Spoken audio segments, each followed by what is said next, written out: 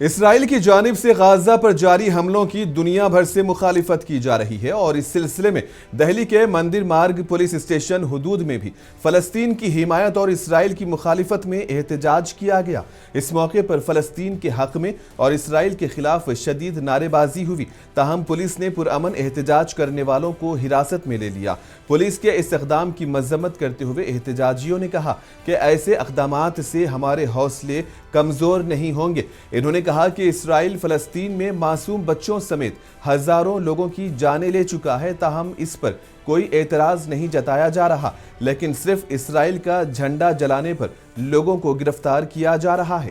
آ رہی ہے، C B آئی آ رہی ہے، یہ سارے لوگ آ کر کے ہم سے یہ پوچھ تاچھ کر رہے ہیں کہ ہم نے اسرائیل کا جھنڈا کیوں جلایا۔ آپ یہ سوال کیوں نہیں کر رہے ہو؟ اس وقت اسرائیل فلسطین میں جو کر رہا ہے، وہاں کے بے گناہ لوگوں کو مارا جا رہا ہے، اسپتالوں پر، اسکولوں پر جو بم کھائے جا رہے ہیں، وہاں لوگ مر رہے ہیں، اس پر کوئی سوال نہیں ہو رہا ہے، لیکن اسرائیل کا جھنڈا جلانا ان کے لیے سوال بن گیا ہے۔